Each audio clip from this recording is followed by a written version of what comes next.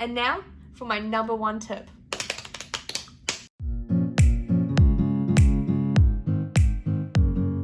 Hello, my name is Leanne and I am a final year veterinary student at the University of Queensland in Gatton, Australia.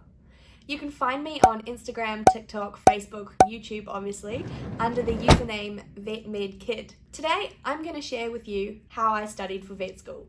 I'm going to share 5 things that did not work for me, I'm going to share a bunch of things that did work for me, and I'm going to share my number one tip.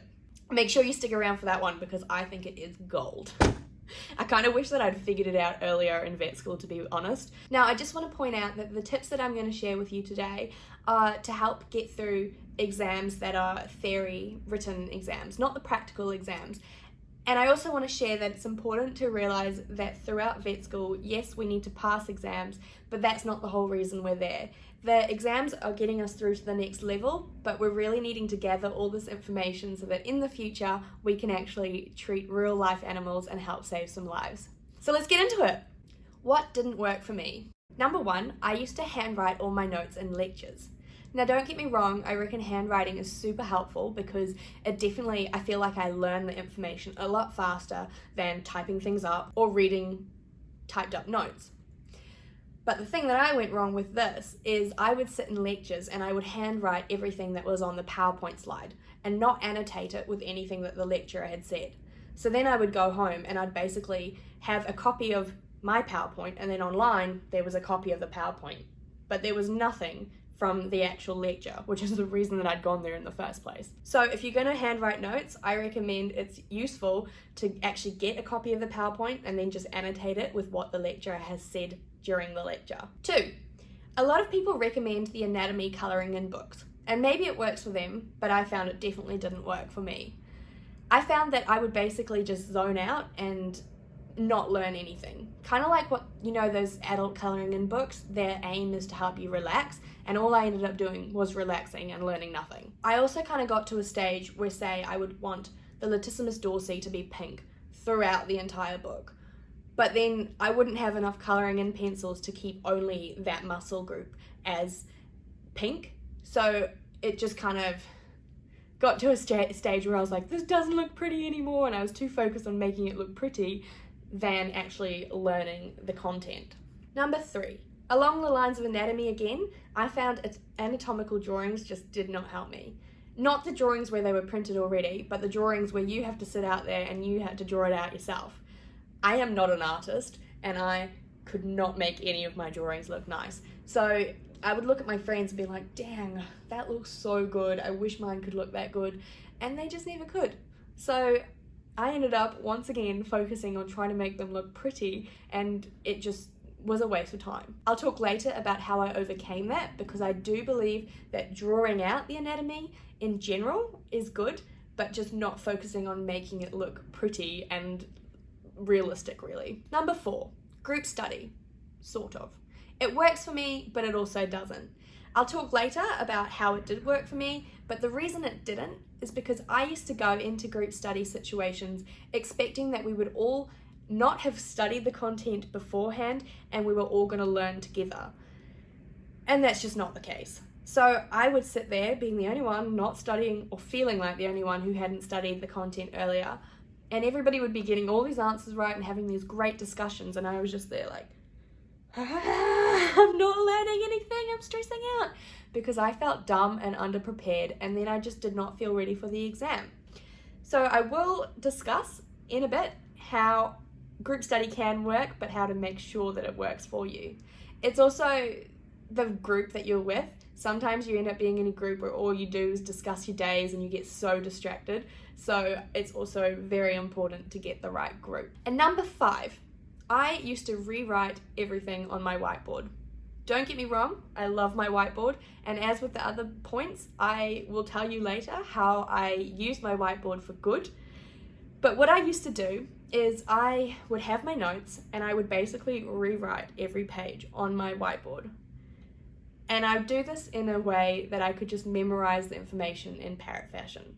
But that doesn't work in vet school. There is way too much content to get through to be able to sit there and handwrite every single little note that you've got until you got it perfectly. A lot of things in vet school are concept based.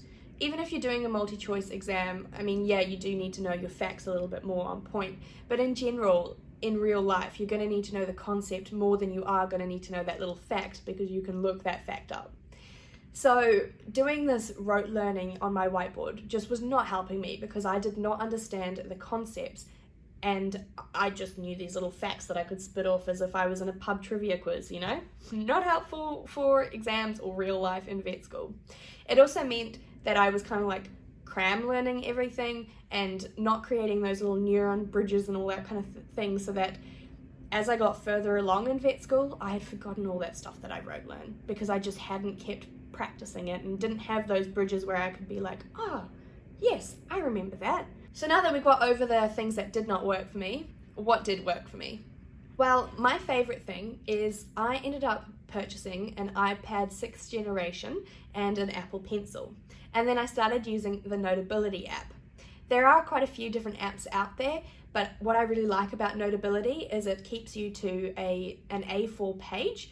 And for me, I need that, because otherwise my notes just get so messy and ugly. To be fair, my notes are not very pretty in the first place, but they work for me, and just having them on an A4 page meant that they were kind of more concise and I could print them off easily. While I sat in the lectures, for any of the lectures that I went to, I downloaded the PowerPoint, and then I would annotate the PowerPoint by handwriting with my Apple Pencil whatever the lecturer was saying. So that way I would have the PowerPoint notes, but I would also have information from the lecture. So it was way more helpful than what I was doing back when I was just handwriting on a blank piece of paper, literally all the lecture notes. In my 3rd and 4th year, I teamed up with 3 other people, and we basically shared our notes. So we would each take one course, or sometimes you would take 2 courses, depending on the number of credits, just so that we shared the load. And then we would go home and we would type up the notes for those courses. We would share the notes on Google Drive and do whatever we wanted with them from then. What we did when we typed up the notes was we would type up what was on the PowerPoint slide, and then we would annotate them with whatever extra information we had written from the lecturer, or we'd make little paragraphs just kind of describing what we had just learnt in our own words. I liked to type the actual lecture notes out in black and then add my annotations in blue, as you can see here. I would then print out all the notes into different books. I am sorry, Rainforest, I definitely chopped down a lot of those. But for me, I found I learnt a lot better on a physical copy. I have since found out that's because I have pattern glare problems with my eyes, so the light from the computer doesn't quite translate as well as it should, and I see like my words dance and the spaces all join up and form rivers. I printed them all out, and then I would sit there and I would highlight keywords or titles. I know people like to do keys and have like the title is this color and then keywords is this color, which is great for them, but I could never stick with that. I always forgot what my key was and it didn't work. I do recommend the pastel colors. I know this sounds like real basic, but I found that they didn't jump out so much, so they weren't as like in your face, and it meant that studying felt more calming to me. I also would draw little diagrams on my book on the side, just funky little things to kind of help my memory, because I often found in exams I could be like, I know where that is on the page, but I can't remember what it actually says. So if I drew a little diagram that related to it, I hoped that somehow my brain would be like, diagram, yes, that relates to that, okay, I know the answer. Now, back to the whiteboard, which I earlier said was not great if you just rewrote all your notes. Now, I do find the whiteboard great if you do just have to memorize things. Like some things, yeah, you need to do that, like for pharmacology. But what I found the whiteboard really great for is mind maps and general concepts. I could write down pathways of how a pathogenesis worked, and I would just write the keywords, but I would verbalize what was actually happening. That way, I then had this flow chart that I memorized, but I also had learnt all the little bits that had gone with it, and I found that really helpful for exams. I also found that if there was a particular flowchart that I knew would be really important, I would memorize that one, and then just before the exam, in the reading time where you're allowed to write on a scrap piece of paper, I would write down that flowchart so that I made sure I didn't forget it and I could go back and think about it later. I also really like to use flashcards because I would spend time actually writing out the flashcard, and that would be one way of learning for me. And then I would kind of play a game with myself and go through the flashcards, and so it felt like a bit of a more fun way to study. I would do that when I was sick of reading and highlighting and rewriting notes into my own words, because it was kind of like a fun change. Mind maps are also really helpful if you're going through like a presenting sign and then you want to think about all the different causes of a presenting sign. So for example, vomiting, you'd have your gastrointestinal, and then you'd have your extra gastrointestinal, and coming off extra GIT you'd have like your liver and your pancreas and all that kind of thing, and you'd work your way down, and then you could get to your different disease like the different diseases, and you could be like, well, I would do this diagnostic test for this one, and this one. That's really helpful, especially if you're working through cases. I also like to change my location and walk and talk with myself. I probably look like a bit of a crazy lady trying to study, but I do a lot of different things just to get this information into my head.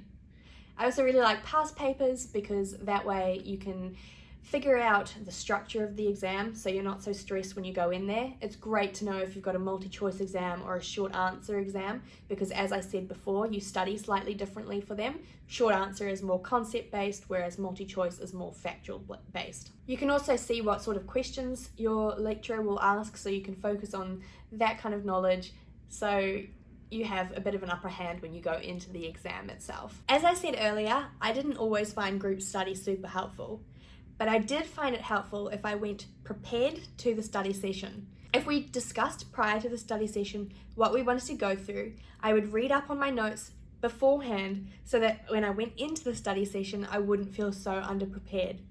It was also super helpful if we had done past papers beforehand and then could go through our answers. So yes, group study can be helpful as long as you're prepared. Anatomy and pharmacology seem to be the two courses that a lot of people want to know what is the best way to study for. I think because for those ones, it's a lot of memorizing and you just can't get away from that. So for anatomy, as I said before, I didn't find anatomical drawings helpful, but what I did find helpful was drawing with squares and rectangles and circles and triangles and lines. That way I could just draw like muscle groups as a rectangle and then draw a vein or an artery or a nerve as a line, connecting them and going through. It didn't look pretty, but it worked. And also I could spend a lot less time on my diagrams and they were easy to replicate when I was in the exam itself. We also have what's called the pot room at my university. So it's basically a room full of anatomical specimens in formalin, and you go there and basically just name every single muscle that you see, every single artery that you see, and there's diagrams that correspond to the pot itself, and I found just basic repetition was so helpful. Unfortunately, as I said, this is just a memorizing subject and you just need to keep repeating what you're going through. I did like to use my whiteboard. That was super helpful with my drawing because it meant I could start with my bones and then layer on top of it with my rectangles and muscles, and then layer on top of that with all my veins and arteries and nerves and all that kind of thing. So I could be as messy as I wanted and just rub it out and start again.